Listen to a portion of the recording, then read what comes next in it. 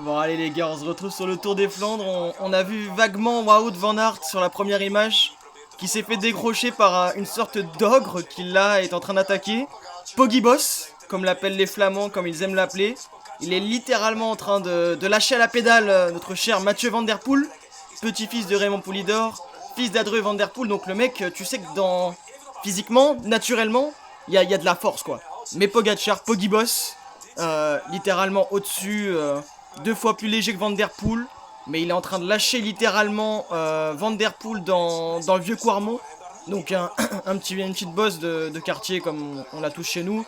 Mais ce qui est vraiment incroyable ici, c'est que j'ai vraiment envie de comparer Pogacar à un python et Mathieu Van Der Poel à un petit lapin. Tu sais, le python qui va s'enrouler autour du lapin.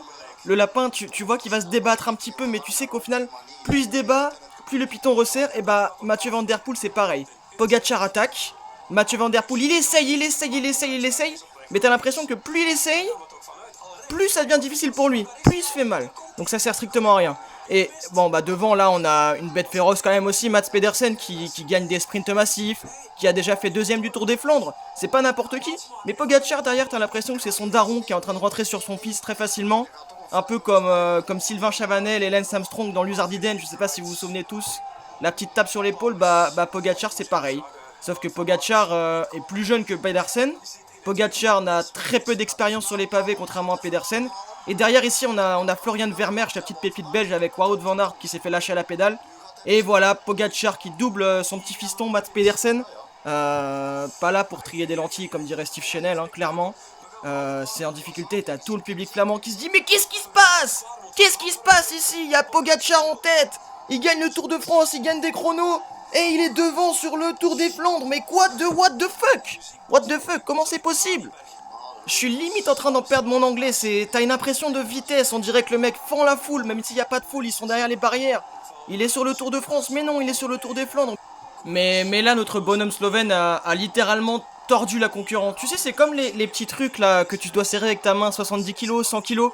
Bah, lui, c'est le master, c'est le maître. C'est-à-dire que, même sans faire de bodybuilding, il peut serrer plus fort qu'un mec qui fait du bodybuilding. C'est un truc de malade. Et Van Der Poel derrière en perdition, j'ai envie de dire. Mais même pas en perdition.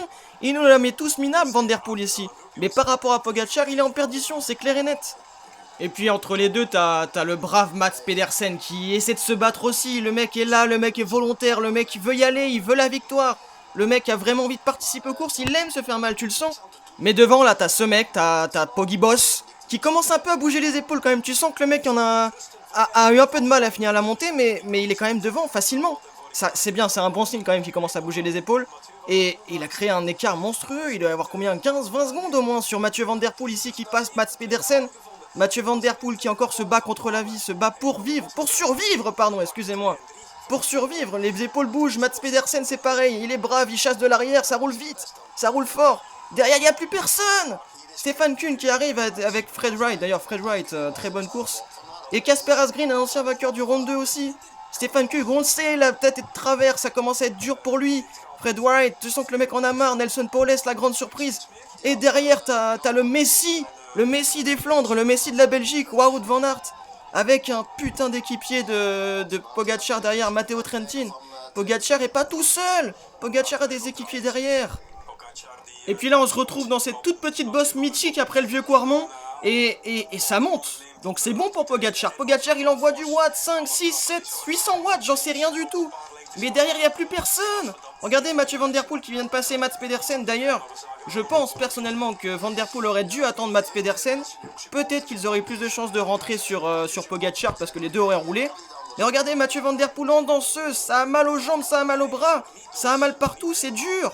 C'est dur. En pur flandrien, sans les gants. C'est beau à voir. C'est une belle machine Mathieu Van Der Poel. Mais devant, c'est Poggy Boss. C'est une fusée. C'est une fusée, tu peux pas rivaliser avec, c'est mort. Que ce soit en montagne, que ce soit sur les pavés, que ce soit en contre-la-montre même. Il plie des purs rouleurs. Il plie des purs rouleurs sur du plat. Et là derrière, voilà, ça commence un peu à s'organiser. Jorgensen qui est là d'ailleurs, Jorgensen, Stéphane Kuhn, tous les mecs sont volontaires. Là, il y a que du costaud, que des mecs volontaires pour rouler à chaque fois. Mais ils reviendront jamais. Pogacar tout seul, il éteint 8 mecs qui sont ensemble et qui sont tous volontaires. Bon, ça a pas très bien roulé tout le temps, on est d'accord. Sur la fin, Mais il les a pliés tous, c'est-à-dire que j'ai plus l'écart exact qu'il y avait en haut de cette petite bosse là, mais ils réduiront pas l'écart jusqu'à l'arrivée, c'est clair. Et ça tourne, hein, ça tourne. Fred Wright, Nelson Poles, bon, il rechigne un petit peu. Il a mal, c'est dur, mais il y va quand même. Il y va quand même, et ils vont tous y aller, sauf Matteo Trentin, bien sûr, qui va défendre Pogacar. Mais devant, il y a une fusée. Il y a une fusée, regardez Mathieu Van Der Poel, cette belle machine. Il reviendra jamais. Il reviendra jamais.